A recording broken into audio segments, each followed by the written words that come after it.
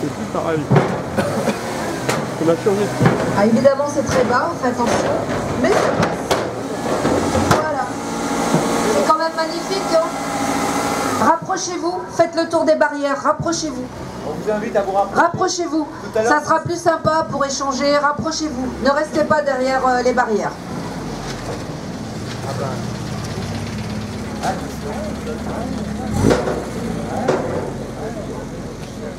Oh là, c'est dur, hein. Ah, Jean-François, c'est dur, hein.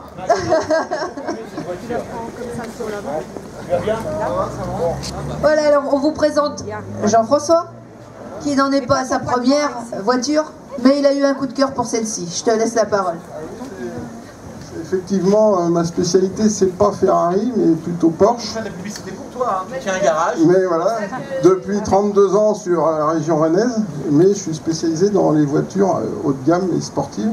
Garage. Et il y a à peu près 2 mois, j'ai craqué pour cette auto qui m'a rappelé des souvenirs, effectivement, du feuilleton Magnum. Les gens des années 60 Elle est magnifique. regardé assidûment. Voilà. Alors cette voiture, tu l'as depuis peu, hein, parce que je te connais quand même, je l'aurais vu. Si tu l'avais, depuis combien de temps tu l'as? Alors c'est un véhicule que j'ai trouvé, j'allais dans une vente aux enchères, puisque c'est un peu mon métier, et j'étais pas du tout parti pour acheter ce style d'auto, et j'étais a priori, quand les enchères ont commencé... Toi qui es un spécialiste Porsche, tu ne voyais pas avec une Ferrari. Voilà, donc je n'étais pas parti pour acheter ça du tout, et j'ai craqué sur l'auto, parce que aussi les gens... s'intéressait pas trop à ce véhicule-là et je comprenais pas trop. Donc du coup j'ai craqué complètement sur cette auto-là qui est dans un état exceptionnel. Elle est dans un état exceptionnel, on dirait qu'elle est quasiment neuve. Elle a combien de kilomètres cette voiture? Très peu. Alors c'est un véhicule qui a 50 000 km d'origine et qui a été pendant 15 ans dans une collection privée suisse. Et elle appartenait au fils un des fils du prince d'Arabie Saoudite. Ah d'accord.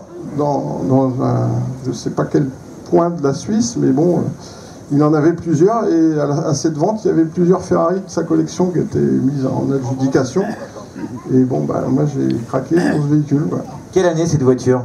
Alors c'est une des premières, c'est ça qui m'intéresse aussi, c'est que c'est les années 1986, et c'est une voiture qui n'a pas de catalyseur, donc qui a une puissance moteur beaucoup plus importante que les dernières versions. Qui était un peu étranglé, hein, les dernières versions. Donc c'est une 308 328. Alors, il faut rappeler qu'il y a 2 modèles. La première c'est la 308, hein, et ensuite le modèle suivant, la 328. C'est l'aboutissement de la 308 en fait. C'est la version la plus fiable, la mieux conçue et la plus puissante des 308. La 308 qui était un 3 litres. Et la 328 qui a un 3 litres 2, comme ces 2 premiers chiffres l'indiquent. Voilà, exactement. Et GTS, hein, je crois. GTS indique le toit ouvrant. Hein, GTB pour le coupé, GTS pour le toit ouvrant. Alors le toit il s'enlève facilement? Oui, très très très simple. Vous te demandez de l'enlever, hein, parce que c'est tellement plus beau. Il va sauter à pieds joints dedans comme Magnum, hein, on va lui faire le test, on va voir s'il y arrive. Ouais, est-ce que tu es aussi souple que lui? Ah, donc ça va pas le faire alors. Ça va pas le faire, c'est bien dommage. Tu mesures combien? 1m90. Ouais, comme Magnum, je crois, même un peu plus même. Tom Selleck, hein, qui est un acteur célèbre, qui continue aujourd'hui de jouer. Tu as besoin d'aide? Est-ce que tu veux de l'aide? Parce que Laurence va t'en donner. Moi je suis handicapé, je peux pas. Ah ben si, c'est relativement léger. C'est quoi, c'est en polyester? Ouais, c'est la seule pièce qui est en polyester de la voiture. Ouais. Alors, c'est en aluminium. La carrosserie est en aluminium. Certaines parties. Alors les ouvrants peut-être. Ouais, voilà. Les portières, les ailes sont en aluminium, le reste est en acier. Voilà. Et pourtant il a existé des 308 en polyester. Les toutes premières étaient en polyester, faut le savoir. Pourquoi c'est les plus recherchées, les plus légères? Bah, les plus légères, et puis elles avaient les carters secs, donc avec la bâche à huile séparée. Il y en a eu très très peu. On est revenu tout de suite à l'acier et aux éléments en aluminium sur cette voiture. François, est-ce qu'on peut ouvrir la portière pour que les gens aperçoivent l'intérieur?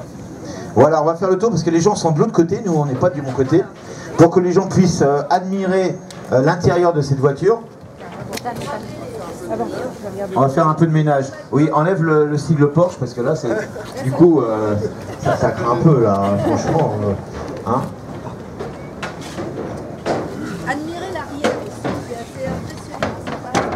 C'est pas Alors l'arrière, c'est vrai qu'on est typique dans les années 70, le style années 70 de Ferrari.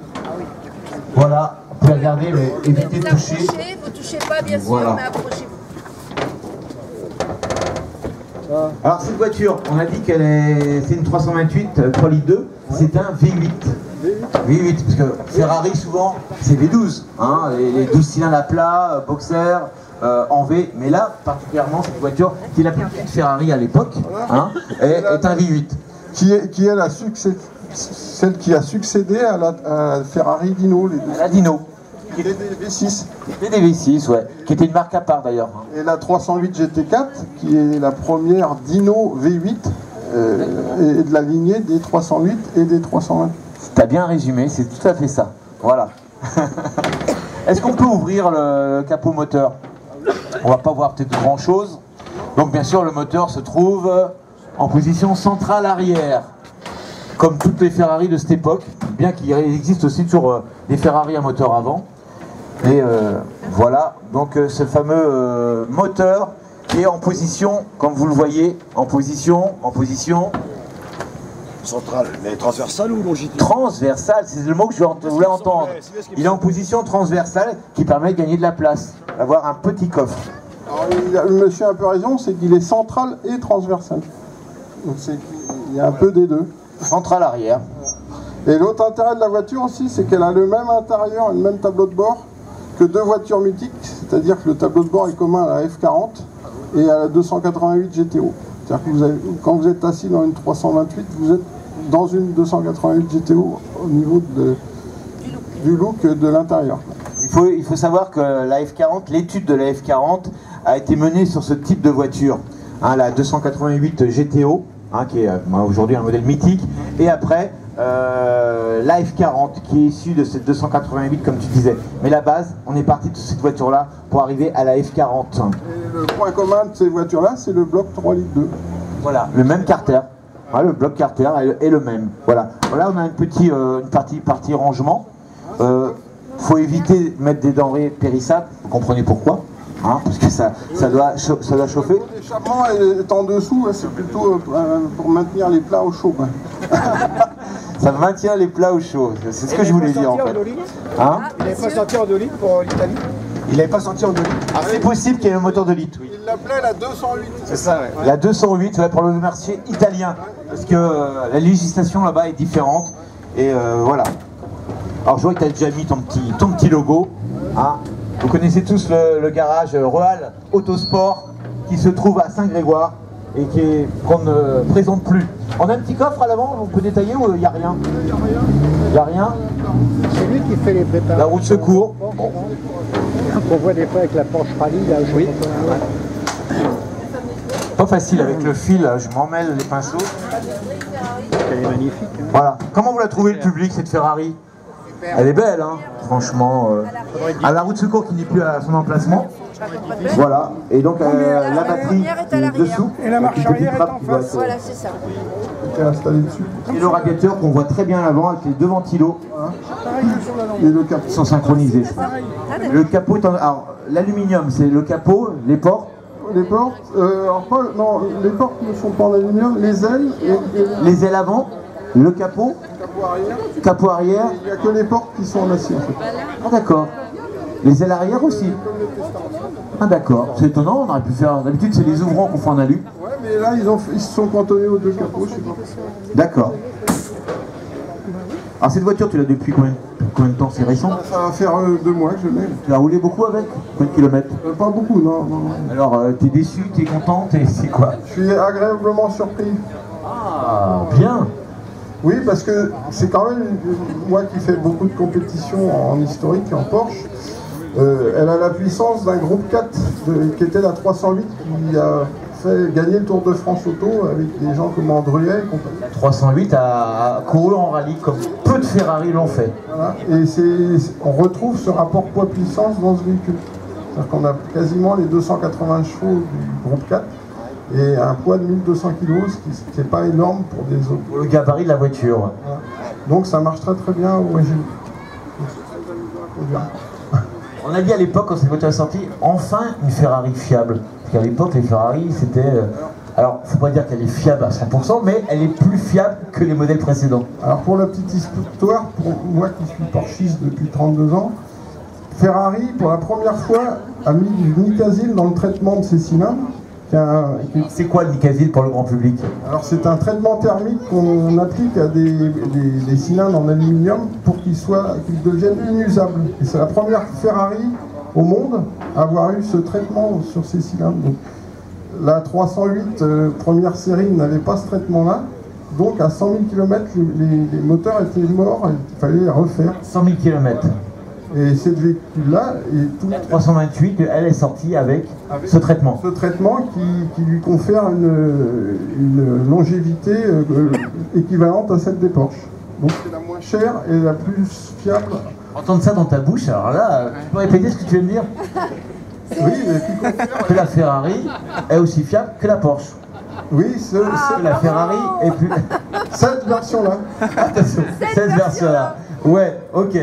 Bon, en tout cas, très belle Ferrari. Merci de l'avoir présentée avec nous. Franchement, elle est très très très belle. Et puis une Ferrari comme ça, on va remettre le toit. Ouais, tu vas la descendre? Ou tu peux la laisser, hein. Bon, c'est très très bien. Oh, alors surtout, tu laisses pas les clés à Laurence parce qu'elle est capable de partir sur la côte avec. Hein. Dès qu'elle a un volant dans les mains, c'est terminé. Tu la verras pas ta voiture.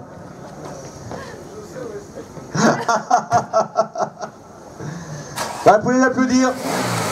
Magnifique 328 qui rappelle la série Magnum qu'on a tous regardé quand on était gamin.